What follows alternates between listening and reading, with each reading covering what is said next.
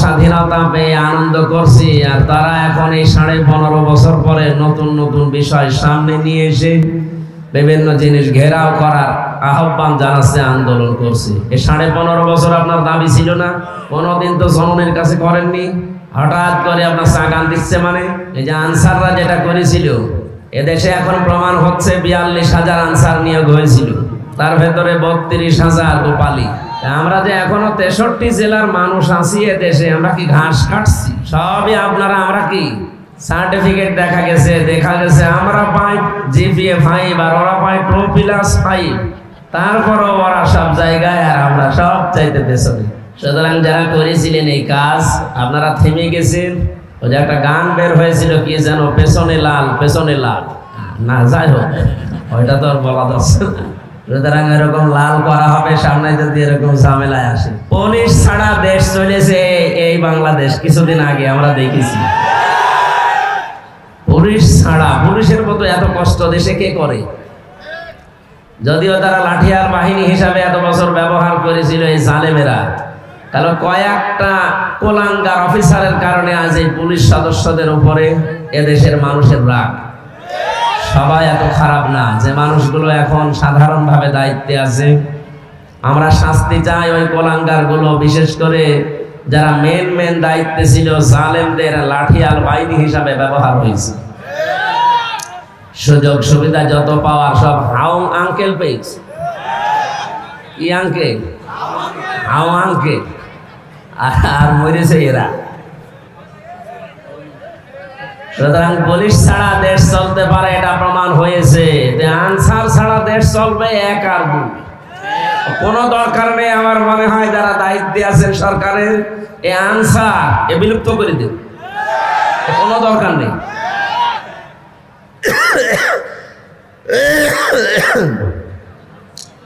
এই নিয়ামতটা পাওয়ার পরে এখনো পর্যন্ত 100 জনের 14 জন যারা খুশি হতে পারেননি, আপনি আবার কবে কি পেলে খুশি হবেন বলেন? দ্বিতীয় নম্বর, 100 জনের 28 জন মানুষ এখন অনেকে এই খাবো সেই খাবো এই মন মানসিকতা নিয়ে এগিয়ে যাচ্ছেন। আপনারা থামবেন, থালা এখনো আপনি হাতে পাননি। কথা বুঝতেছেন?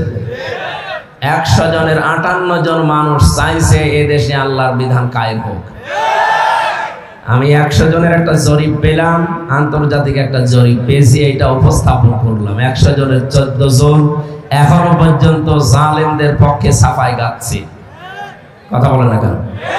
100 জনের 28 জন এরা আগস্টের 5 তারিখের পর থেকে হাও খাওয়া আরম্ভ করিস, যেখানে যা পাচ্ছে বাবা শাহজালাল সব হালাল, এভাবে আরম্ভ করিস না। আপনারা থামবেন ভাই।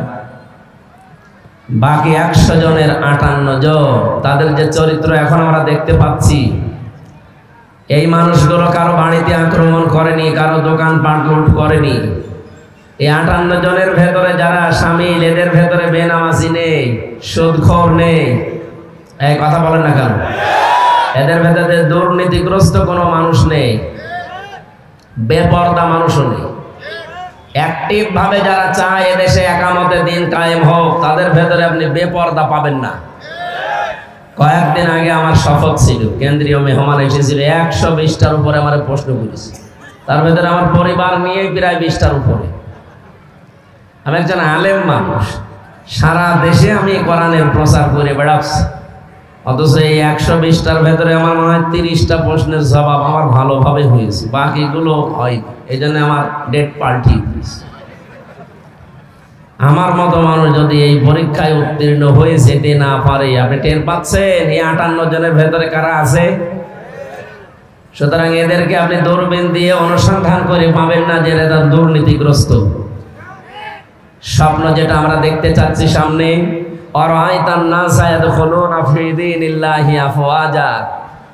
বিজয় যখন আসে কয়েকটা জিনিস দেখা যায়। তার 1 নম্বরে এই দলে দলে পালে পালে মানুষ দেখবেন ইসলামে আসতেছে। মাত্র 15% মানুষ চাইতো এদেশে ইসলাম কায়েম হোক আগস্টের 5 তারিখের আগে। এই আগস্টের 5 তারিখ থেকে সেপ্টেম্বরের 24 তারিখ পর্যন্ত 58 জন হয়ে গেছে। সুবহানাল্লাহ বলতে পারছেন না? আর কিছুদিন যেতে দেন, দেখবেন 58 জন না, 100 জনের 100 জন মানুষ চাইবে দেশে ইসলাম কায়েম হোক। কারণ এই 58 জনের ভেতরে আবু বকরের মতো মানুষ আছে, 58 জনের ভেতরে হযরত ওমরের মতো মন মানসিকতা তৈরির মানুষ আছে। দিন যত যাবে এদের আদর্শ দেখে মানুষ দলে দলে আসবে। আফওয়াজা মানে কি? দলে দলে। বলেন বলেন। কিন্তু এই যে 28 জন যারা এখনো পর্যন্ত এই খাবো সেই খাবো করছেন, আপনি একটু সময় দেবেন তো।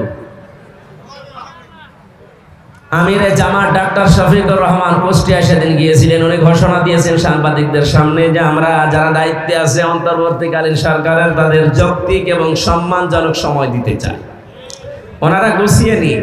1628টা চেয়ারে দায়িত্বে ছিল এই দেশের জালেমেরা, সবগুলোই দুর্নীতিগ্রস্ত।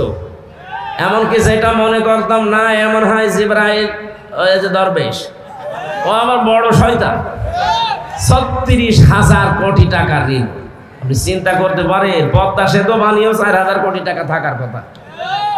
দরবেশ যদি হয় এই আপনাদের যেটা ধরা পড়েছে মনে করুন ফেরেশতা, দেখেন কি বের হয়। যেখানে হাত দেওয়া হচ্ছে সেই জায়গায় যে কয়জন এখন আছে উপদেষ্টার দায়িত্বে হের খেয়ে যাচ্ছে যে কি করবো, যেখানে হাত দেয় ওই জায়গাটাই দুর্নীতিগ্রস্ত।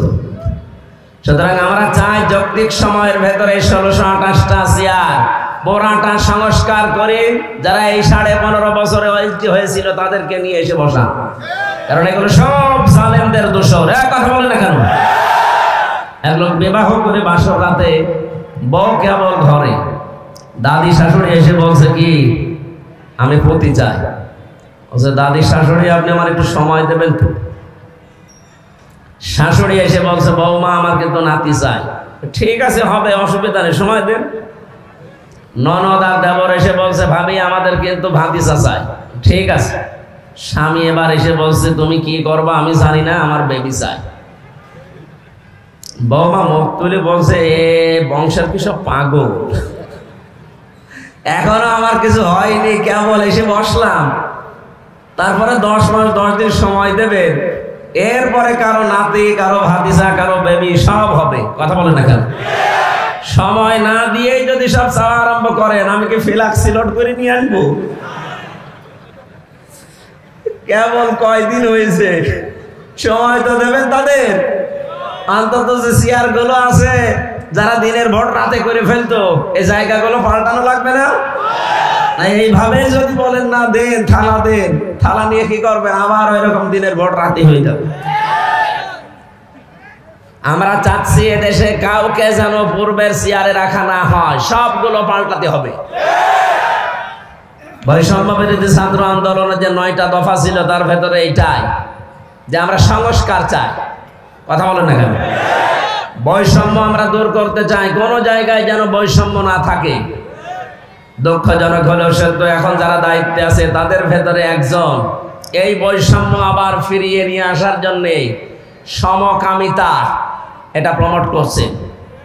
জাতি কিন্তু এখনো পুরাপুরি বুঝতে পারে না, যদি বুঝতে পারে আপনার উপদেষ্টা চেয়ারও কিন্তু থাকবে না। কারণ 1150-এর উপরে জীবন দিয়েছে, 2700-এর উপরে এখনো হাসপাতালে। এরা খেলা করার জন্য জীবন দেয়নি, আপনি আবার সেই হারাম জিনিস এই পৃথিবীতে প্রতিষ্ঠিত করার জন্য প্রমোট করবেন আর মানুষ ছেড়ে দেবে। এটা কি আমেরিকা পেয়েছে? এটা 96% মুসলমানের দেশ। কথা বলেন না কেন? ইসলাম বহির্ভূত কোনো কাজ এদেশে প্রতিষ্ঠা করার জন্য আবু সাইদ জীবন দেয়নি। কথা বলেন না কেন? আবু সাইদ ছাত্র শিবিরের সাথী ছিল। সমন্বয়কদের ভেতরে 152 জন, তার ভেতরে 108 জন ইসলামী ছাত্র শিবিরের পরীক্ষিত কর্মী নেতা। টের পাচ্ছেন কোন জায়গা থেকে কি হয়েছে? আন্দাজে লাফান। 15.5 বছর তো কিছুই ছিঁড়তে পারেননি। যারা ছিঁড়েছে আমরা তাদেরকে তাদের মত অনুযায়ী এদেশ চালাতে চাই। তারা যেহেতু ইসলাম ধ্বংস করার জন্য জীবন দেয়নি, ইসলাম যেন কায়েম হয়, ইসলামের নিয়ম নীতি, এই কারণে জীবন দিয়েছে, আর আমরা এটাই দেখতে চাই। এই জন্যই তো এত দ্রুত 15 থেকে 58% মানুষ ইসলাম চাচ্ছে। এমনি চাচ্ছে, এদের জীবনের পরীক্ষার কারণে। আমরা চাই রক্তের দাম দিতে। কথা বলেন? এখনো পর্যন্ত আবু সাইদের কবরের রক্ত শোকায়নি, এখনো মুগ্ধর কবরের রক্ত শোকায়নি। এখনো হাসপাতালের বেডে কেউ অন্ডকোষ হারিয়েছে, কেউ চোখ হারিয়েছে, কেউ পা হারিয়েছে, এই যে মাওলানা হাফিজ, আমি আরো গিয়েছিলাম 6 তারিখে হাসপাতালে। তার মা আর তার বোন দেখাচ্ছে যে এই যে আমার ছেলে 5 তারিখে গুলি খেয়ে অন্ডকোষ হারিয়ে ফেলেছে, কেউ চোখ হারিয়েছে, কেউ হাত হারিয়েছে। আশুলিয়ায় যে সমস্ত মানুষকে পুলিশেরা হত্যা করার পরে ভ্যানে তুলতেছে, আগুন লাগিয়েছে, এরপরও আপনার বিবেকের আয়না খোলে না। আপনি কি কুকুরে পোশাক করেছে? এখনো পর্যন্ত সালেমদের সাফাই গায়ে মানুষ বলে আপা ঘাবড়াবেন না, আপনি ঘাবড়ালে আমরা নরম হয়ে যাই, আপনাকে নরমই বানানো হবে ইনশাআল্লাহ। সুতরাং যে সমস্ত দফাগুলো সামনে আমরা দেখতে পাচ্ছি, গতকালকে এটা প্রকাশ হয়েছে, উপদেষ্টার ভেতরে একজন, আমি নাম নিলাম না, উনি 8টা 9টার সামনে দফা নিয়ে এসে এগুলো আবার প্রমোট করতে চাচ্ছেন। তার ভেতরে এটা একটা সমকামিতা, এই শব্দটা শুনলেই শরীরের ভেতরে কেমন যেন শিউরে ওঠে। এটা আল্লাহর পুরা সৃষ্টিকে পাল্টিয়ে দিয়েছে। পুরুষে পুরুষে নাকি বিয়ে করবে, নারীতে নারীতে বিয়ে করবে। ওরা এটা শরীফ শরীফা হিসাবে বানাতে চেয়েছিল, আজ ওইটা অনেকে কায়েম করার জন্য। আমরা এরকম উপদেষ্টা দেশে দেখতে চাই না। হ্যাঁ, কথা বলে না কেন? আমরা যেহেতু 96% মানুষ দেশে ইমানদার, আমরা যাচ্ছি কোরআনে তেলাওয়াত কিন্তু আয়াতে তাফসীর আকারে, দেখি আমাদের কোরআন কি শোনায়। জবান খুলে পড়ে না, আউযু বিল্লাহি মিনাশ শাইতানির রাজিম, বিসমিল্লাহির রহমানির রহিম,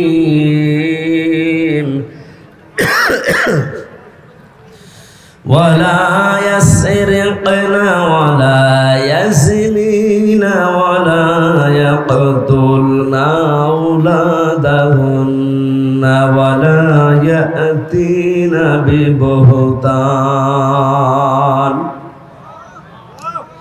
সূরা মুমতাহিনা শব্দের শাব্দিক অর্থ হচ্ছে পরীক্ষিতা নারী। কোন নারী? এই পৃথিবীতে যে সমস্ত নারীরা ইমানের পরীক্ষা দিয়ে উত্তীর্ণ হয়েছিলেন, তাদের ভেতরে 6 জনের নাম উল্লেখযোগ্য। একজন, প্রথম যার নাম পেয়েছি, হযরতে আসিয়া। কি নাম? আরো জোরে বলেন। হযরতে আসিয়ার যে স্বামী ছিল পৃথিবীতে, এইরকম জল্লাদ মার্কা স্বামী দুনিয়ায় কারো হবে কিনা আমি জানি না, বা আছে কিনা। না আছে মানে না, ওর মতো স্বামী দুনিয়ায় কারো আসার কথা না। নিজের স্ত্রীকে হাতের ভেতরে ব্রেক লাগিয়েছি, পায়ের ভেতরে সরাকা লাগিয়েছি, এই গরম তেল ঢেলে দিচ্ছে মাথার উপরে, কপালের ভেতরে ব্রেক লাগিয়েছে। এই কঠিন অবস্থায় আল্লাহ রাব্বুল আলামিন জিবরাইলকে বললেন, জান্নাতটা নিয়ে তার সামনে ধরো। হযরতে আসিয়া জান্নাত দেখার পরে বলেছিলেন, ইদকালাত রব্বি বিনিলি ইনদাকা বাইতান ফিল জান্নাতি ওয়া নাজ্জিনি মিন ফিরআউনা ওয়া আমালিহি ওয়া নাজ্জিনি মিনাল কওমিজ জালিমিন। মেয়েরা যারা এসেছেন, বহু মেয়ে লোক আসার সময় চোখে পড়েছে, এই জন্য আমি হাদিসটা সামনে আনলাম। এই আয়াতটা হযরতে আসিয়া ডাক দিয়ে বলেছিলেন, জিবরাইল, জান্নাত আল্লাহ পাঠিয়ে দিয়েছে আমার এই অবস্থা দেখে। আমার আল্লাহকে বলো জান্নাত নয়, যেখানে আল্লাহ আছে ওখানে একটা ঘর যেন আমার জন্য আলাদা ভাবে বানায়, যেখানে সব সময় বসে আমার মালিককে দেখা যায়। দ্বিতীয় নম্বরে হযরতে আসিয়া বলেছিলেন, হে আমার রব, আমার উপরে স্বামীর এই অত্যাচার দেখে তোমার আবার যেন রাগ হয়ে না যায়, তোমার কাছে আমি মোনাজাত করছি, এই কঠিন অবস্থা থেকে যারা আমার উপর অত্যাচার চালায়, যাদের হুকুম মতো চালায়, যাদের হুকুমে চালানো হচ্ছে, সে আমার স্বামী, আর স্বামীর মন্ত্রীদের ভেতরে হামান। 2 নম্বরে যাদেরকে দিয়ে চালাচ্ছে, তাদের এবং আমার স্বামীর জুলুম থেকে, অত্যাচার থেকে তুমি আমাকে বাঁচাও, কিন্তু আমার স্বামীর উপরে তুমি কোনো জুলুম করো না। মা বোনেরা একটু খেয়াল করেন তো, এত বড় কঠিন ভয়ঙ্কর পরিস্থিতিতে, এত বড় শাস্তি পাওয়ার পরেও তিনি স্বামীর জন্য বরদোয়া দেননি। নিজেকে বলছেন, আল্লাহ আমাকে তুমি বাঁচাও, কিন্তু স্বামীর উপরে গজব দিও না। আর আপনার জীবনে একটু কোনো কষ্টের ভেতরে আসলে আপনি আন্দাজে মুখ ফুটেই বলে ফেলেন যে তোমার বাড়িতে এসে কিছু পেলাম না। আপনি মানুষ। আশা করছি আয়াত থেকে আপনি জীবনে শিক্ষা নেবেন। আল্লাহ যেন তৌফিক দেয় আপনাকে, জোরে বলেন আমিন। আরো 6 জনের নাম আছে তাফসিরে, আমরা সবগুলো বললাম না, নামকরণটা বলছি। কেন এই সূরার নাম মুমতাহিনা? নারীরা যখন বিশ্বনবীর কাছে আসতেন, নবীজিকে আল্লাহ জানিয়েছিলেন 6টা শর্ত দেবেন তাদেরকে। তার ভেতরে অন্যতম এই যে আল্লাহর সাথে শিরিক করবা না। এটা যেহেতু কালকে রংপুরে আলোচনা করেছি, এই জন্য ওই পয়েন্টটা আমি আর বলছি না। দ্বিতীয় নম্বর, যারা আমার কাছে এসেছ তাদেরকে আমি শোনালাম ওয়ালা ইয়াসরিকনা, চুরি করবা না। কি করবা না? এটা কায়েম করার জন্য শুধু ওয়াজে হয় না। এই জন্য নবীজিকে আল্লাহ জানিয়েছিলেন, হে নবী, যে কথাগুলো এখানে একটা একটা করে আপনাকে শোনাচ্ছি, এটা জনগণকে যখন আপনি বাস্তবায়নের জন্য চেষ্টা চালাবেন, তখন আপনার হাতের ভেতরে ক্ষমতা লাগবে। এই জন্য যেদিন তিনি হিজরত করবেন, ওই দিন আল্লাহ তাকে শিখিয়েছিলেন যে আপনি আমার কাছে আগে দোয়া করেন, আকুর রব্বি আদখিলনি মুদখালা সিদকি ওয়া আখরিজনি মুখরাজা সিদকি ওয়াজআল লি মিন লাদুনকা সুলতানান নাসীরা। বলেন আল্লাহু আকবার। আজ যে মানুষগুলো মনে করেন যারা দাড়ি রাখে, টুপি পরে, নামাজ আদায় করে, শুধু মসজিদ, খানকার, মাদ্রাসা নিয়ে থাকবে, তাদের পরিবার, সমাজ, রাষ্ট্রের দরকার নেই। তারা শোনেন, নবীজি এই কঠিন মুহূর্তে যেদিন হিজরত করার জন্য বাড়ি থেকে বের হবেন, এক মুষ্টি বালি হাতে নিয়েছিলেন। নবীজিকে জিবরাইল জানালেন যে আপনি শুধু সামনের দিকে ফিকে মারেন, সূরা ইয়াসিনের কয়েকটা আয়াত তেলাওয়াত করে। সূরা ইয়াসিনের কয়েকটা আয়াত তিনি তেলাওয়াত করার পরে সামনের দিকে মারলেন। যত মানুষ চারিদিকে দাঁড়িয়ে তরবারি নিয়ে পাহারা দিচ্ছিল, নবীজি বের হলেই হত্যা করবেন, তাদের চোখের কোণে কোণে এই বালি পৌঁছিয়ে দিয়েছে নবী নিজে না, আল্লাহ নিজে পৌঁছিয়েছে। কোরআনে কারিমে আল্লাহ নবীজিকে শুনিয়েছেন, ওমা রমাইতা ইয রমাইতা ওয়ালাকিন্নাল্লাহা রমা।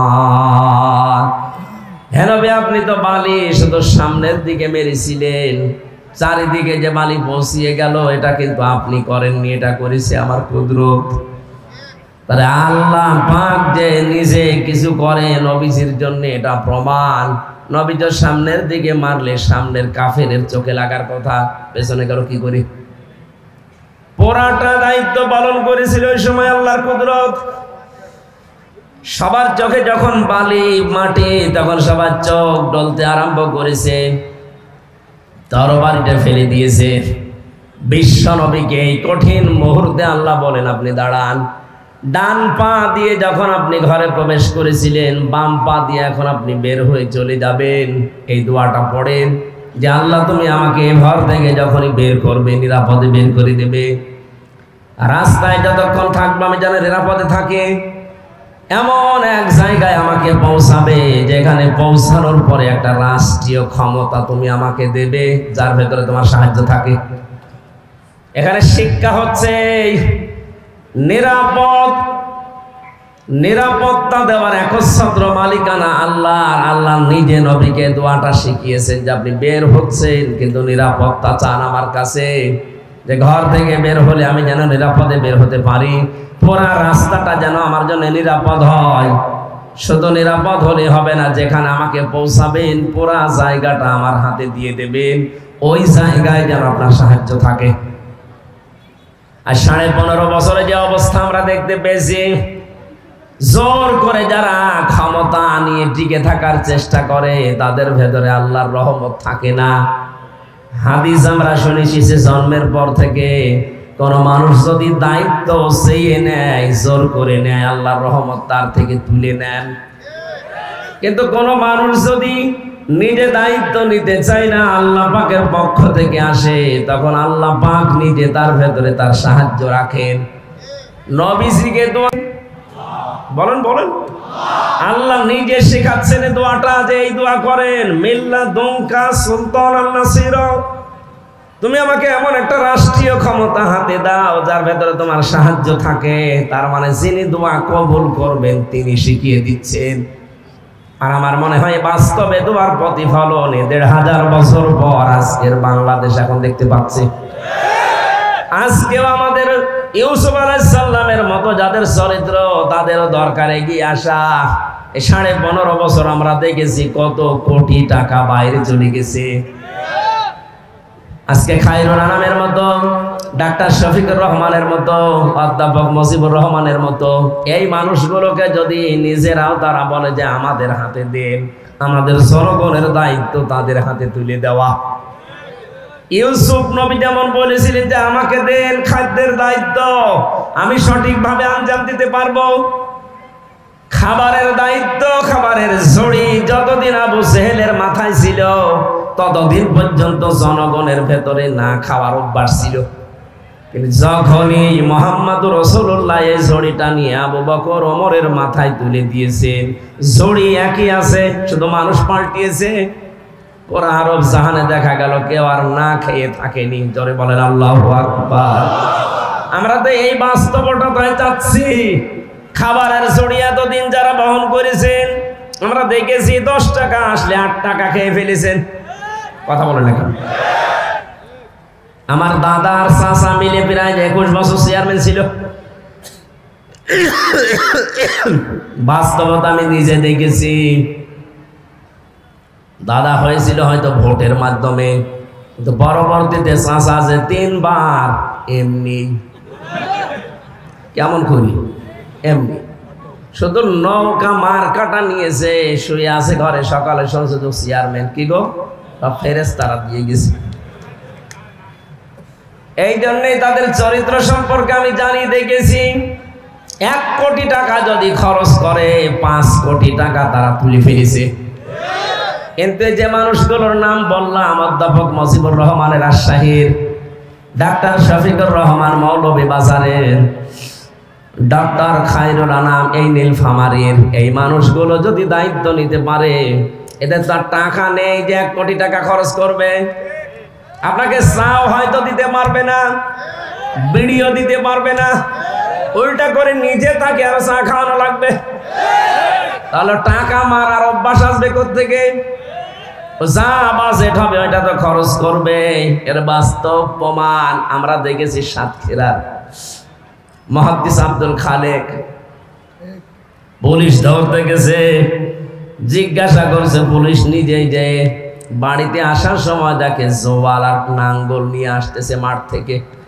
বলে আমরা এসেছি এলাকার এমপি কে ধরার জন্য। কে? আব্দুল খালেক। বলেন চলেন বাড়িতে। বাড়ি দিয়ে দেখে টিনের বাড়ি, চারিদিকে বেড়া দেওয়া। পুলিশ আশ্চর্য হয়ে বলেছে আমরা এই জীবনে প্রথম দেখলাম যে একটা এমপির বাড়ি টিনের, চারিদিকে বেড়া দেওয়া।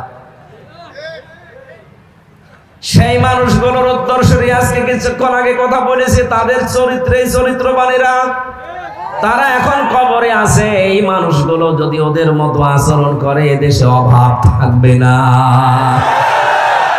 নীলফামারীবাসী চুরি বন্ধ করার জন্য কিয়ামত পর্যন্ত যদি এসে ওয়াজ হয়, জীবনেও চুরি বন্ধ হবে না।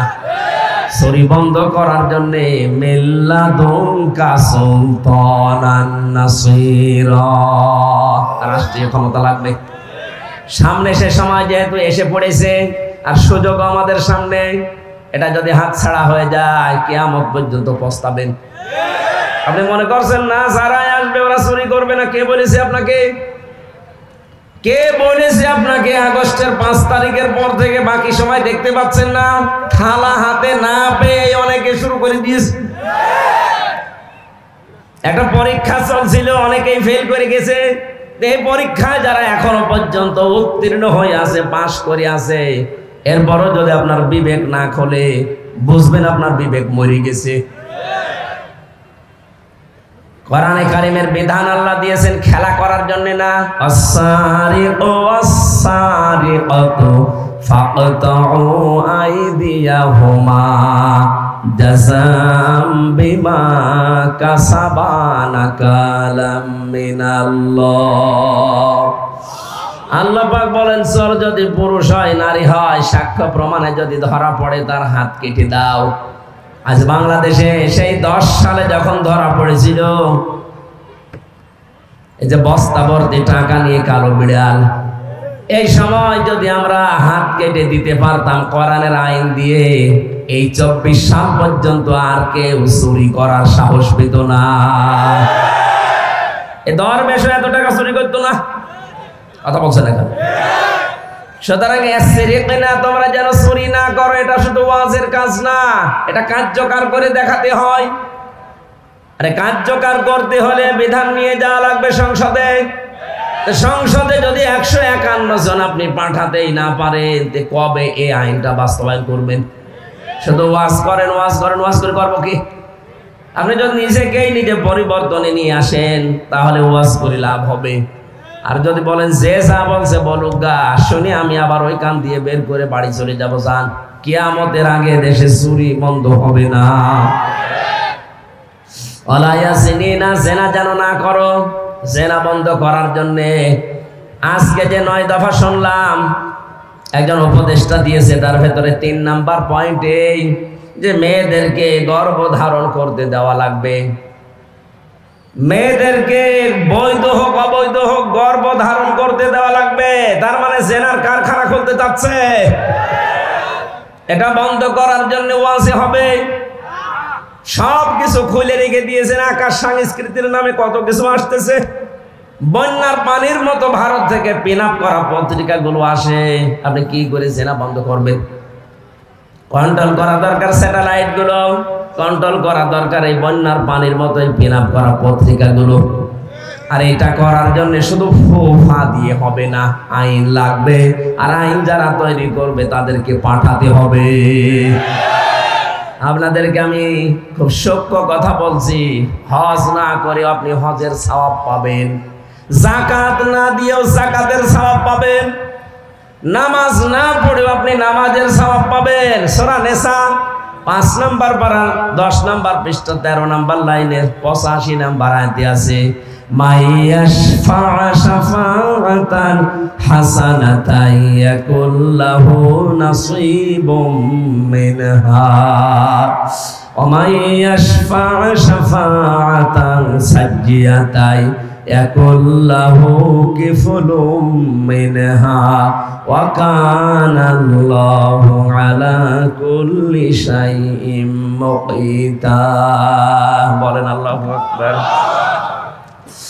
রব্বুল আলামিন বলেন, কেউ যদি কোনো ভালো কাজে সুপারিশ করে, সাহায্য করে, সহযোগিতা করে, রায় দেয়, সমর্থন জানায়, ভোট দেয়, ওই লোকটা ভালো কাজ করে যে সওয়াব পাবে, আপনি শুধু রায়টা দিয়ে সেই সওয়াব পাবেন। এজন্য অনেক হামজা কিয়ামতে উঠে বলবে, আল্লাহ আমি তো হজ করিনি, হজের সওয়াব তো আমার ফেরেশতারা মনে হয় ভুল করে লিখে ফেলেছে। রব্বুল আলামিন বলেন, হামজা আমি জানি তুমি হজ করনি, কিন্তু তুমি এমন মানুষকে রায় দিয়েছিলে, সমর্থন জানিয়েছিলে, সুপারিশ করেছিলে, ভোট দিয়েছিলে, যেই লোকটা তোমার ভোট পাওয়ার পরে ক্ষমতায় গিয়ে সংসদে হজের পক্ষে কথা বলেছিল। ধর্ম মন্ত্রণালয়ে যিনি দায়িত্বে আছেন এখন উপদেষ্টা ডক্টর আফামা খালিদ স্যার, উনি বলছেন আমরা সব জায়গায় কথা বলে বলে এই সিন্ডিকেটটা ভাঙার চেষ্টায় আছি।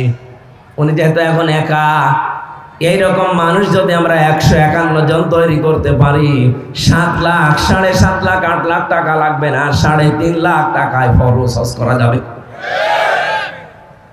আপনার এই সুপারিশের মাধ্যমে খায়রুল আলমের মতো মানুষ যদি হজের পক্ষে সংসদে কথা বলতে পারে, আপনি হজ করেননি ঠিক আছে, কিন্তু কিয়ামতে হজের সওয়াব নিয়ে হাজী সাহেবের কাতারে দাঁড়াতে পারবেন।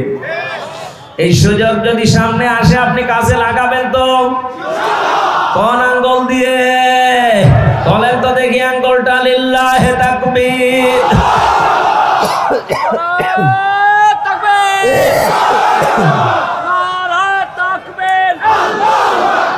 আল কোরআনের আলো,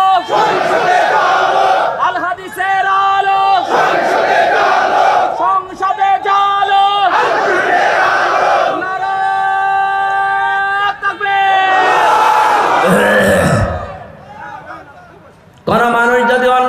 সাপোর্ট দেয়, যাদের মনে হচ্ছে যে আয়াতগুলো রাজনৈতিক আয়াত, তাহলে আয়াত সূরা নিসা থেকে কেটে বাদ দিয়ে দেন। যদি কোনো কথা এখনো পর্যন্ত ভুল ধরতে পারেন যে এটা বেশি হয়ে গেছে, এটা অন্য লাইনে যাচ্ছে, আসেন কোন হুজুর নিয়ে আসবেন, নিয়ে আসেন। কিন্তু যদি মনে হয় যে সত্য এটা 100 ভাগ, তাহলে আপনাকে মানা লাগবে। আপনি নিজেও কোরআন পড়েন না, কোরআনের মর্ম মানে বোঝেন না, আমির হামজা বলবে আপনি বিশ্বাসও করেন না, মানেনও না। কি হয়েছে আপনি, কি হয়েছে আপনি, কি হয়েছে আপনি বলেন? যদি রাজনীতি মনে হয় এইটুকু, এটা তো রাজনীতি হয়ে যাচ্ছে। হ্যাঁ, এটাই রাজনীতি। এই রাজনৈতিক কথাগুলো আজ মঞ্চ ময়দানে আমরা না বলার কারণে এই দরবেশের মতো মানুষ এই সমস্যা করছে। আমরা যদি সত্য সত্যই দরবেশ পাঠাতে পারতাম, এটা তো দরবেশ, দরবেশের ভেষ ধরিস, এক কথা বলে না কেন? দরবেশ তো আসল ডাক্তার শফিকুর রহমান, যার চেহারার দিকে তাকালে আল্লাহর কথা মনে হয়, তার আমল, তার ইখলাস, তার তাওয়াক্কুল আমি নিজে দেখেছি। ছেলে তার পাশের রুমে ছিলাম, আর এমন দরবেশ, আল্লাহর উপরে ভরসা আছে, দাড়ি কেটে নম হয়ে গেছে। ভরসা আছে আল্লাহর উপরে। রসুলের গলায় ছুরি দিয়েছে, আপনার গলায় ছুরি দেবে এক আর দু। দাড়ি কেটে ফেলা মানে রসুলের গলায় ছুরি দেওয়া, এই কথা বলেন না কেন? যে লোকটা নিজে বাঁচার জন্য আল্লাহর রসুলকে জবাই করতে পারে, ও নিজে বাঁচার জন্য আপনাকে জবাই করবে এক আর দুই। এরপরও যদি এখনো সাফাই গান জালেমের পক্ষে, কিছু মানুষ এখনো পর্যন্ত সাহস দিচ্ছে জালেমকে যে আপা পাশেই থাকেন, চট করে ঢুকে পড়বে, আসেন আপনি চট করে আসবেন, আমরা ফট করে আয়না ঘরে ঢুকে দেব। নিজে বানিয়েছেন, নিজে এবার টের পাবেন। আবু জাহেল নবীর জন্য একটা কুয়া খুঁড়েছিল, নিজে কুয়ায় পড়ে মরিস। আমার মনে হয় এর কপালেও তাই আছে। ওদের চট করে ঢুকে পড়ার আহ্বান জানাচ্ছে, আশা আকাঙ্ক্ষা পেশ করছে, ওসা বানিয়েছে, ওখানেই ওকে রাখা হবে ইনশাআল্লাহ। ব্যারিস্টার আরমান 8 বছর ছিল, আপনি থাকবেন 18 বছর। আমার এদিকে ছিল 10 দিন। 10 দিনে আমি শুকিয়ে গেছি। আমি জেলে যখন ঢোকে তখন আমার 64 কেজি ওজন ছিল। ওই 10 দিন পরে বের হয়ে আমার 54 কেজি, তার মানে 10 কেজি কমে গেছে। ঢুকুক, আসবে, ঢুকিয়ে দেব, থাকবেন পড়ে, দুনিয়ার কেউ জানবে না কোথায় আছে, শর্ট করে ঢুকে। জেনা বন্ধ হওয়ার জন্য যেটা দরকার ছিল সেটা আমরা না করে শুধু ওয়াজ করে করবো কি? কি ওয়াজের কাজ হলে আল্লাহ কোরআনে আয়াতগুলো ওয়াজের জন্য দিতেন না? এটা দিয়েছেন রাষ্ট্রে ক্ষমতা হাতে নিয়ে এটা বন্ধ করার জন্য। বিশ্বনবী মুহাম্মদ রাসূলুল্লাহ আয়াতের তাফসিরে তার চাচাতো ভাই হযরত আব্দুল্লাহ ইবনে আব্বাস রাদিয়াল্লাহু তাআলা আনহু রাইসুল মুফাসসিরিন বলা হয়, তিনি ব্যাখ্যা করছেন এইভাবে, আপনি যদি রায় দেন, রায় পেয়ে এই লোকটা যদি এই যে এখানে যে ছিল দায়িত্বে, সিনেমা তৈরি করে, এই কথা বলছে না কেন? নিজে নায়ক হয়ে গেছে। এই নায়ক হয়ে কত মেয়ে লোকের দিকে লোলুপ দৃষ্টিতে তাকিয়েছে, নিজে জেনার গণা করেছে, চোখের জেনা না ওইটা, এক কথা বলেন না কেন? আপনি বাকের ভাই দেখেন তো, বাকের ভাই তো একেবারে ফেরেশতা।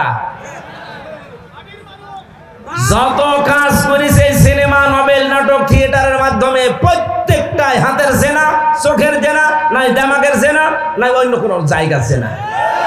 এই জেনাগুলো যে করেছে, এই লোকটা জেনা করে করে পুরাটাই হয়ে গেছে, ওর শরীরটা এখন জেনা করে। জেনাকার না? সিনেমায় যারা কাজ করে, নোবেল, নাটকে চরিত্র কোনটার আছে আপনি দেখান তো, বলে হুজুর হজ করে। কিসের হজ করে? ওর চোখের জেনা, ও কিসের হজ করে?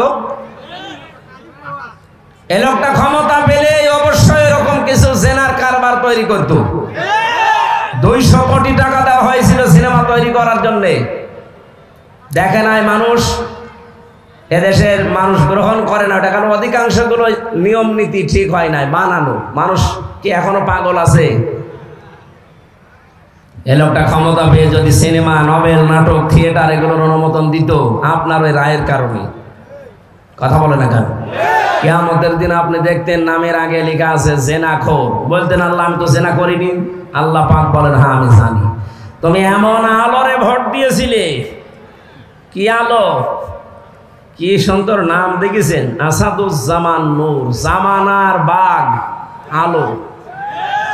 নামটা তো ভালো নাম, কাজটা করেছে যা যা সূক্ষ্মভাবে ইসলামকে ধ্বংস করার জন্য দেশে 10 জন তার ভেতরে লোক। আপনি হয়তো টের পাচ্ছেন না, মনে করেন হুজুর কিছু জানে না। ও দাড়ি রাখা দরবেশের মতো, ও ঠেলায় পড়লে দাড়ি কেটে নম হয়ে যাবে। দাড়ি আপনি খায়রুরা নামের কাটান তো ফাঁসি হয়ে যাবে। মীর কাশেম আলীর মতো দাড়ি কাটাতে পারবেন না। কারণ দাড়ি আমরা মেকি দাড়ি না, লোককে দেখানোর জন্য রাখি না, এটা নবীর সুন্নাত মনে করে রাখি। আর কথা বলে না, জেনা করার যখন আপনার আমল নামায় দেখবে যে জেনা, কি গো আমি তো জেনা করিনি, আল্লাহ বলেন আমি জানি জেনা করিনি, কিন্তু এমন মানুষকে রায় দিয়েছিলে সমর্থন দিতে, এই লোকটা ক্ষমতা পেয়ে জেনার কারবার খুলেছিল, ওখান থেকে ফ্ল্যাক্সি লোড হয়ে তোমার আমল নামায় এসেছে। এখন তুমি জেনাকারের কাতারে দাঁড়াও। নীলফামারীবাসী জেনাকারের কাতারে কিয়ামতে দাঁড়াতে চান? যদি হযরত ইউসুফ নবীর কাতারে দাঁড়াতে চান তাহলে খায়রুল আনামের পক্ষে আপনাকে থাকা এটা ফরজ, নামাজের মতো ফরজে কাজটা। বলে ভোট কোথায় আছে? আপনি কোরআন শরীফ নিয়ে আসেন, সূরা নিসা 5 নাম্বার পারা 6 নাম্বার পৃষ্ঠা 6 নাম্বার লাইনে আছে, ইন্নাল্লাহা ইয়া'মুরুকুম আন তু'আদ্দুল আমানাতি ইলা আহলিহা। এই যে আমানাতি, এই বহু বচনের ব্যাখ্যায় আল্লামা শফি রহমাতুল্লাহ আলাইহি উনি লিখেছেন আমানাত মানে ভোট। মারিফুল কোরআন নিয়ে আসেন, আমি বাংলায় দেখিয়ে দিচ্ছি, আমি আন্দাজে বলছি না, সব পড়ে বলছি। আর আন্দাজে বললে হবে, যে সব আলেম বসে আছে না, আপনি যে পান না ভোট কোথায় আছে, রায় কোথায় দেবেন, সমর্থন জানাবেন, সুপারিশ করবেন, ভোট দেবেন, এটা যদি কোরআনে না থাকে তো কোরআনে আছে কি? এটা তো দুনিয়ার কাজ না, নেতা নির্বাচন করা দুনিয়ার কাজ, এটা আখিরাতের কাজ। এইটা দিয়ে আপনার আখিরাত তৈরি হবে। কারণ কিয়ামতে আল্লাহ এমন মানুষের পেছনে আপনাকে তুলবে যেই লোকটার পেছনে দুনিয়ায় আপনি ছিলেন। এটাকে আমি বানালাম। সূরা বানী ইসরাঈল 15 নম্বর পারা 8 নাম্বার পৃষ্ঠা 3 নাম্বার লাইনের 72 নাম্বার আয়াত। এত দলিল দিয়েও মানুষের মন পায় না আমি, হ্যাঁ? এত কিছু বলেন, এত দলিল দেওয়ার পরেও আমি আয়াত পারা পৃষ্ঠা লাইন রুকু সূরার নাম তাফসীরের নাম সব বলে দিই মানুষের সহজার্থে। এরপরও কিছু মানুষের মন খারাপ হয়, মনে মনে করেন না এ কি বেশি বলে ফেললো, বেশি বলে ফেললে এর আমার ছাড়বে? কিয়ামতের ময়দানে ইয়াউমা নাদউ কুল্লা উনাসিম বিইমামিহিম, আল্লাহ পাক বলেন প্রতিটি মানুষকে আমি ডাক দেব তার নেতার সাথে। কার সাথে?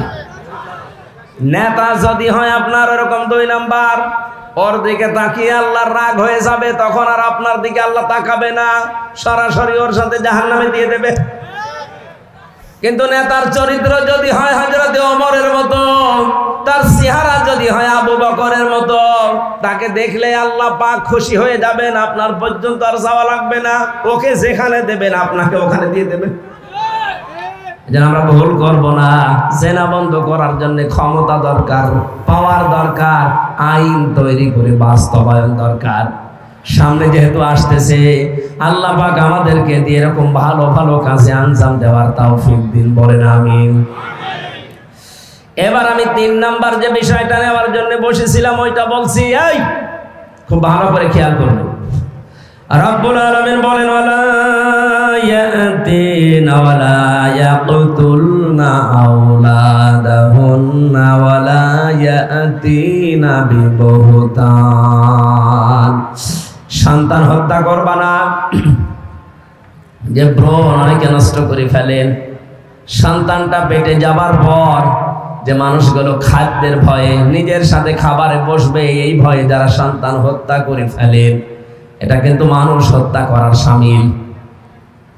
শারীরিক কোনো কারণে ডাক্তারের পরামর্শ নিয়ে আঁচল করা যায় যাচ্ছে, কিন্তু সন্তান হয়ে যাওয়ার পরে ওটা যদি আপনি দুনিয়ার কোনো ভয়ে নষ্ট করে ফেলেন, মেরে ফেলেন, মানুষ হত্যার গোনা নিয়ে কিয়ামতে ওঠা লাগবে।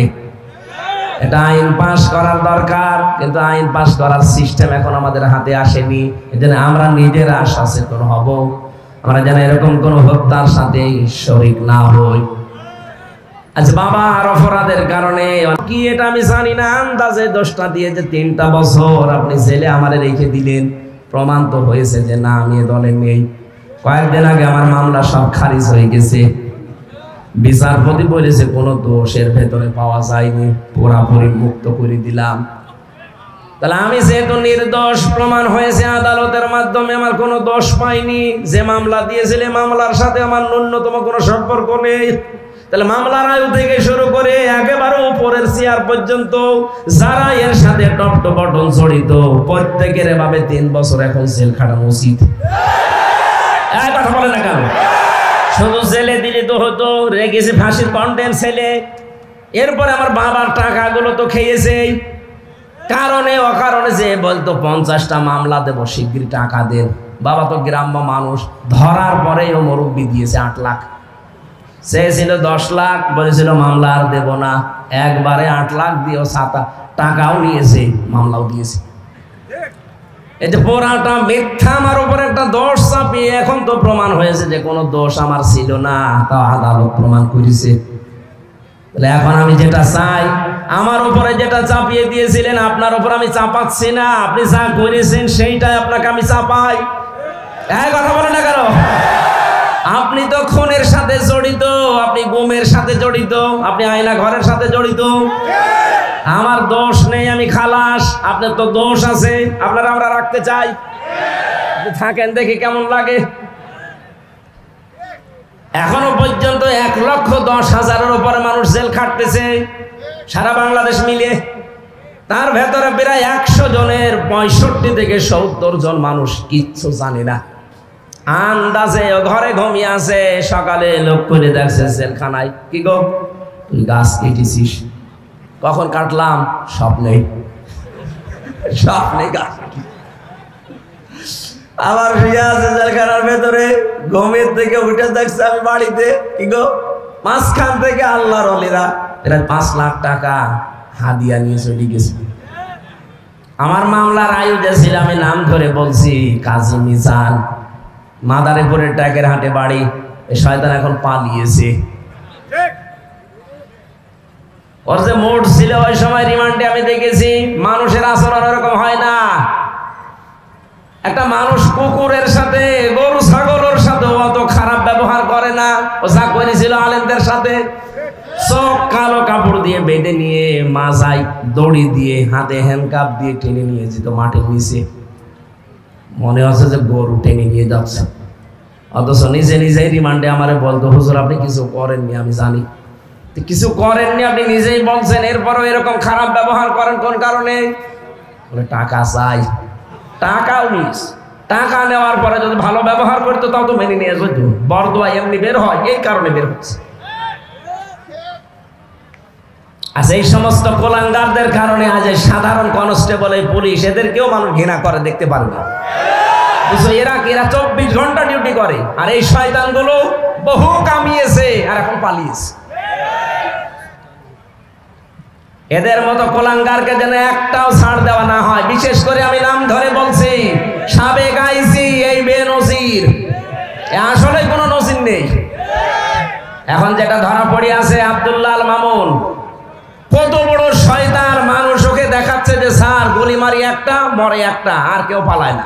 এইটা দেখার পরে ওরে এখনো ফাঁসি না দিয়ে রেখে দিয়েছে, মানে ওরে এক্ষুনি ফাঁসি দেওয়া লাগবে। আর যারে দেখিয়েছে ওই কামাল, কিসের মাল, ওরে এখন কামাল বানানো দরকার। নির্ভেজাল টাটকা শয়তান ছিল এগুলো, শুধু মদের আর নারীর উপরে থাকতো। কোন চরিত্র আছে মানুষগুলো? বললে অনেক পুলিশ ভাইদের মন খারাপ হয়। হ্যাঁ, এত নেকেট কথা বলে। নেকেট কি পেয়েছেন? ও যা করেছে ও কি মানুষের আচরণ বলে?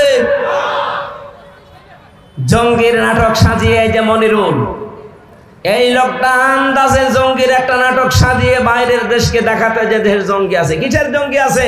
3টা বছরে জেলখানার ভেতরে কোনো জঙ্গি পায়নি, এগুলো জঙ্গিও সাজিয়েছে।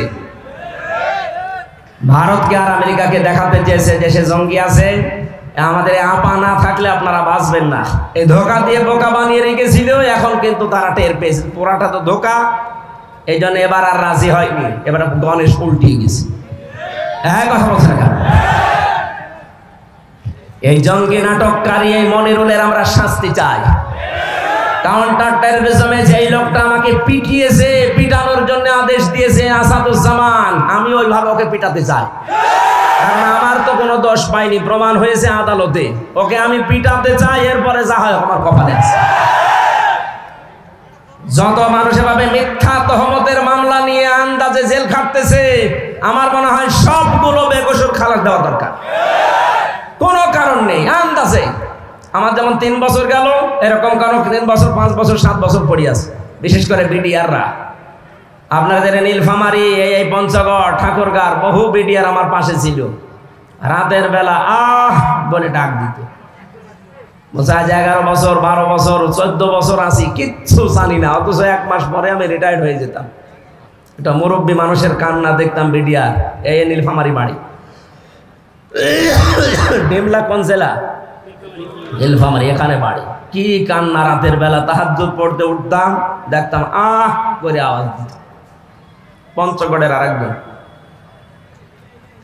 এই মানুষগুলোকে যেহেতু প্রমাণ হচ্ছে, ওরা নিজেরা বলতো ভাই আমার যদি শাস্তিও লাগিয়ে দেয়, আমাদের যে ডিপার্টমেন্টে আছি সর্বোচ্চ 7 বছর শাস্তি দিতে পারে, আর 14 বছর পড়ে আছি একক ক্ষমতা নিয়ে উনি রায় দেয় না। উনি যেহেতু পালিয়েছে, আমরা চাই বেকসুর ভাবে এদেরকে খালাস দিয়ে বের করে দেওয়া হোক। জীবনের বাকি সময়টা অন্তত পরিবার নিয়ে কাটা। গায়ে কথা বলে না কেন? মাজলুম মানুষগুলো পড়ে আছে, কোনো দোষ নেই এদের। যত তহমত দিয়ে, মিথ্যা মামলা দিয়ে আজ 10 বছর 15 বছর পর্যন্ত জেলে আছে, যারা এখন এই মামলার আয়ু থেকে উপর পর্যন্ত জড়িত, প্রত্যেকের শাস্তির দাবি করছেন। কারণ পরবর্তীতে যদি কোনো জালেম আবার আসতে চায়, তারা যেন এখান থেকে শিক্ষা নিতে পারে যে আন্দাজে তহমত দেওয়া যাবে না। তহমত দিয়েছিল একজন। এদিকে কত বড় অপরাধ এটা! কিভাবে অপরাধটা সংগঠিত হচ্ছে? হযরত ইমাম মালিক রাহমাতুল্লাহ আলাইহি, তার জামানার একটা ঘটনা আমি হাদিসের পাতায় পড়েছি, ইতিহাসে। তিনি, তার জামানায় একজন মহিলা মারা যাওয়ার পরে পাশের এলাকা থেকে এক মহিলা এসেছে লাশ ধোয়াতে। লাশ ধোয়াতে ধোয়াতে হঠাৎ করে যখন রানের উপরে হাত দিয়েছে, হাত গেছে আটকিয়ে। হাত আটকিয়ে যাওয়ার পরে চিন্তা করছে হাত তো খোলে না, কয়েক ঘন্টা পার হয়ে যাচ্ছে। এলাকার যে মসজিদের ইমাম ছিল তাকে বলছে আপনি কি করবেন দেখেন। তিনি বলছে এক কাজ করেন, হাত যেহেতু আটকে গেছে, এই হাতের যে জায়গাটুকু মাংস আছে এই মাংসটা কেটে ফেলে দেন। যার বউ মারা গেছে সে চিল্লিয়ে উঠেছে, কি আমার বউ মারা গেছে, এই মরা মানুষের গা থেকে, শরীর থেকে আপনারা লাশ, এ গোশত কাটবেন, আমি হতে দেব না, দরকার এই মহিলার হাত কেটে বাদ দিয়ে দেন। এখন এই মহিলার স্বামী আর ছেলে বলছে না, আমার মেয়ে, আমার বউ ভালো মানুষ, আমার মা ভালো মানুষ, আমরা এসেছি উপকার করার জন্য, এখন আপনারা তারই হাত কেটে দেবেন, জীবিত হাত কাটতে দেব না। কয়েক ঘন্টা হয়ে যাচ্ছে, মহিলা প্রসাব পায়খানা যাবে, কিছু হয় না। কি করি, হাত তো ছড়ে না। শেষ পর্যন্ত ওই দেশের প্রধান কাজী, যিনি বিচারপতি ছিল, মদিনায় থাকতেন ইমাম মালিক, ঘোড়ায় চড়ে তাকে নিয়ে আসা হচ্ছে। ইমাম মালিক আসার পরে ডাক দিয়ে বললেন, মহিলা সত্যি করে বলো কি হয়েছে? প্রথমে মেয়েটি বলছে আমি কিচ্ছু জানি না, শুধু লাশ ধোয়াতে ধোয়াতে হাত লেগে গেছে, আর ছড়ে না। ইমাম মালিক বলে, দেখো আমার কাছে কিন্তু কোরআন হাদিসের রাডার আছে, আমি ধরে ফেলবো, সত্যি করে বলো কি করেছিলে? মেয়েটা বলে, ইমাম সাহেব আমার তেমন কিছু মনে পড়ছে না, তবে একটা কথা আমার মনে হচ্ছে, আমি লাশ ধোয়ানোর সময় একটা খারাপ মন্তব্য এই মহিলার উপরে নিক্ষেপ করেছিলাম, যে তুমি তো উপরে ফিটফাট ভালো, ভেতরে তোমার সদরঘাট, তোমার চরিত্র ঠিক নেই। আমি একদিন একটা ছেলে পুরুষের সাথে তোমাকে গাড়িতে করে যেতে দেখেছিলাম, অথচ পরবর্তীতে আমি খোঁজ নিয়ে জেনেছি যে ওই ছেলেটা তার ভাইয়ের ছেলে। একটা মহিলার যদি ভাইয়ের ছেলে হয়, সম্পর্কে কি হয়? ফুফু হয়। ফুফু কি হয়? 14 জন মহিলার সাথে দেখা করা জায়েজ আছে পুরুষ মানুষের। 14 জন মহিলার সাথে একজন পুরুষের দেখা করা জায়েজ আছে, তার ভেতরে আপন ভাইয়ের ছেলে আছে। কথা বুঝতেছেন? যে 14 জন পুরুষের সাথে দেখা করা একজনের জায়েজ আছে মহিলার, তার ভেতরে আপন ভাইয়ের ছেলে আছে। সূরা নিসার তাফসিরে পাবেন, আমি লম্বা করে বলছি না। যেহেতু তার সাথে দেখা করা জায়েজ, আপন ফুফু, এর সাথে বিয়ে করা জায়েজ আছে? বলেন। আপনি খারাপ ধারণা করে ফেললেন, এই কারণেই তো আপনার হাতটা আটকিয়েছে। খারাপ ধারণা যদি কোনো নেককার কোন মহিলার উপরে কেউ যদি আন্দাজে কোন ধারণা করে জেনার তহমত দেয়, তাহলে কোরআন জানিয়েছে তাকে 80টা বেত মারা লাগবে। ওয়াল্লাযীনা ইয়ারমুনাল মুহসানাতি সুম্মা লাম ইয়াতু বিআরবা'তি শুহাদা ফাজলিদুহুম ইলা আখিরি আয়াত। কোন নিরপরাধ নেককার ওই দোষে দোষী না এরকম মহিলার উপরে কেউ যদি তহমত দেয় জেনা ব্যভিচারের, আর যদি সাক্ষ্য জোগাড় করতে না পারে 4 জন, হে মহিলা তোমার তো কোনো সাক্ষী নেই, তুমি আন্দাজে মনে মনে ধারণা দিয়েছিলে, সুতরাং কোরআনের বিচার অনুযায়ী তোমার শাস্তি 2টা, 80টা বেত। আর 2 নম্বরে কোনোদিন তোমার সাক্ষী আর পৃথিবীতে গ্রহণ করা হবে না, তুমি আর সাক্ষী দিতে পারবে না। আমার মনে হয় এই বাস্তবতাটা বাংলাদেশে যদি আজ কায়েম থাকতো, যে আন্দাজে কারো উপরে দোষ দিলে যদি প্রমাণ না হয় তাহলে তাকে 80টা বেত মারা লাগবে, আর জীবনেও কোনোদিন তার সাক্ষী আর নেওয়া হবে না। এদেশে হাজার হাজার মামলা এমনি খালাস হয়ে যেত, কারণ আপনার সাক্ষী তার কোনোদিন নেওয়া হবে না। 2 নম্বরে 80টা বেত লাগানো হবে যদি এই মামলা প্রমাণ করতে না পারেন। আমারটা যেমন প্রমাণ করতে পারেনি, তাহলে এই মিজানকে কত বেত লাগানো উচিত কোরআন অনুযায়ী? 80টা। কয়টা? আর কোনোদিনও কোনো মামলার আয়ু হতে পারবে না, সাক্ষী হতে পারবে না। এটা কোরআনের নির্দেশ, যদি এটা কায়েম থাকতো তাহলে এটা আমরা দেখতে পেতাম। ইমাম মালিক ডাক দিয়ে বলে, মহিলা আমি কোরআনের রাডার ওই সময় বুঝে ফেলেছি যে অবশ্যই তুমি কিছু করেছিলে। অমায়াকে সেবে খতিয়াতান আও ইসমান সুম্মা ইয়ারমি বিহি বারিআন ফাকাদ হাইতামালা বুহতানা ওয়া ইসমাম মুবিনা। সূরা নিসার 112 নম্বর আয়াতে আছে, কোন মানুষ যদি নিজে অন্যের উপরে, একটা নিরপরাধ মানুষের উপরে দোষ চাপিয়ে নিজে ভালো সাজে, নিজেকে ভালো মনে করে, আল্লাহ পাক বলেন সে যেন প্রকাশ্য পাপের বোঝা বহন করে নিয়ে বেড়ায়। তুমি নিজে হয়তো এরকম উল্টাপাল্টা মহিলা আন্দাজে একটা ভালো মানুষের উপরে একটা জেনার তহমত নিক্ষেপ করলে, ধারণা করলে, আল্লাহ এই শাস্তি দুনিয়ায় তোমারে দিয়েছে, তোমার হাতটা গেছে আটকিয়ে। আমার মনে হয় এরকম শাস্তি যদি আজ বাংলাদেশে একটা কোনো জেলায় হয়তো যে হাত আটকিয়ে যাচ্ছে দোষ দিলেই, তাহলে এদেশে এই তহমত বন্ধ হয়ে যেত। ইমাম মালিক বললেন, আমার কাছে কোরআন হাদিসের রাডার ছিল। মান সালিমাল মুসলিমুনা মিন লিসানিহি ওয়া ইয়াদিহি। মুসলমান তো ওই মহিলাকে, ওই পুরুষকে বলা হয় যার হাতের দ্বারা আর মুখের দ্বারা অন্য মুসলমান শান্তি পায়। এটা তো একটা মুসলিম মহিলা, তার লাশ ধোয়াতে ছিলে, হঠাৎ কেন মুখ দিয়ে এই ধারণাটা বের করলে? হাত দ্বারা যখন এই ধারণাটা করছিলে ধোয়ানোর সময়, আল্লাহ তোমার হাত এই কারণে আটকিয়েছে। এখানে হাত মানে শুধু এই হাত না, মুখ মানে শুধু এই মুখ না। পৃথিবীতে ক্ষমতারও হাত আছে, টাকা পয়সার হাত আছে, প্রভাব প্রতিপত্তির হাত আছে। কোন হাতের দ্বারা, কোন মুখের দ্বারা অন্য কোন মুসলমান যেন অশান্তিতে না থাকে, ঝামেলায় না পড়ে।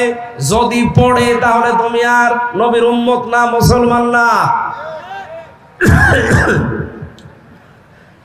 ইমাম মালিক বললেন, সাক্ষী যেহেতু নেই, মনে মনে ধারণা করেছিলে। কোরআনের সূরা নিসা 6 নম্বর আয়াত অনুযায়ী, 4 নম্বর আয়াত অনুযায়ী আমি 2টা শাস্তির প্রথমটা তোমারে এখন দেব। 80টা বেত মারা হবে। পর্দার আড়াল থেকে জল্লাদকে বললেন ওর পিঠে বেত লাগাও। 79টা হয়ে গেছে। ইমাম মালিক রহমতুল্লাহ আলাইহি ডাক দিয়ে বললেন, কাজী সাহেব খবর কি? বলে না, জল্লাদ তো বলছে এখনো পর্যন্ত হাত ছড়ে না। ইমাম মালিক বললেন, আমি সূরা নিসার উপরে, সূরা নূরের উপরে 100 ভাগ বিশ্বাস করি আল্লাহর কোরআন। কোনদিন আমার আল্লাহ এটা মিথ্যা প্রমাণ করবে না। বাকি আছে কয়টা? বলে একটা চাবুক বাকি আছে। বিসমিল্লাহ বলে এবার আরম্ভ করো। বিসমিল্লাহ বলে যখন 80 নাম্বারটা মেরেছে, চট করে হাত খুলে গেছে। মিথ্যা তহমত কত কত কঠিন জায়গায় পৌঁছায়। একটা দৃষ্টান্ত শুধু দিলাম, আজ বাংলাদেশে মিথ্যা তহমতের ছড়াছড়ি চলছে। এমনকি 5 তারিখের পর থেকে এ পর্যন্ত অনেকেই এই মিথ্যা তহমতের শামিল হয়ে নিরপরাধ মানুষ জুলুমের শিকার হয়ে বিভিন্ন রকমের ঝামেলায় পড়েছে। ডাক্তার শফিকুর রহমানের নাম বলছে এই কারণে, এই লোকটার চাইতে তো আপনি বেশি ক্ষতিগ্রস্ত হননি, এই লোকটার চাইতে বেশি জুলুমের শিকার আপনি হননি। তার ছেলে জেলখানায়, তার বউ অসুস্থ, তার দলের লোক সব পালাচ্ছে, কেউ জেলখানায়। এত বড় কঠিন পরিস্থিতি এই 15.5 বছর সে লোকটা পার করেছে। এরপরও 5 তারিখের পরে কেমন উদারতা দেখিয়েছে যে আমি সবাইকে আমার দলের পক্ষ থেকে আল্লাহর জন্য মাফ করে দিলাম। আর ভিকটিম যারা আছে তারা যদি কিছু করে আমি সাহায্য করব, কিন্তু আমাদের দলীয় ভাবে আমার নিজের পক্ষ থেকে আমি আল্লাহর জন্য সবাই 15.5 বছরের অপরাধ মাফ করে দিলাম। ওই অন্য কেউ তো বাংলাদেশে কথা বলতে পারেনি। কথা বলেন না কেন? কেউ বলতে পেরেছে কথাটা? কত বড় মন হলে কথা বলা যায়, নিজে ভিকটিম হওয়ার পরেও। আমারও পর্যন্ত এখনো উদারতা আসেনি। আমার মন বলে ওদেরকে যদি পেতাম, যা যা দিয়েছে আমারে আমি তাই দিতাম। কিন্তু উনি আল্লাহ এমন ভাবে ওনারে মানিয়েছে, আল্লাহ রাব্বুল আলামিন মনে হচ্ছে একেবারে হাতে ধরে দেখিয়েছে। যেন বহতাম যারা এখনো পর্যন্ত আছেন, মেয়েদের ভেতরে অভ্যাসটা এখনো জারি আছে, মা বোনেরা থামবেন, আন্দাজে কারো উপরে দোষ চাপিয়ে দেবেন না। এরকম যদি কারো হাত আটকে যায় সেদিন কিন্তু বসবে তামাম দুনিয়ায় আপনার নিয়ে ওয়াজ হবে। কথা বলেন ঠিক কিনা? আল্লাহ আমাদের হেফাজত করুন।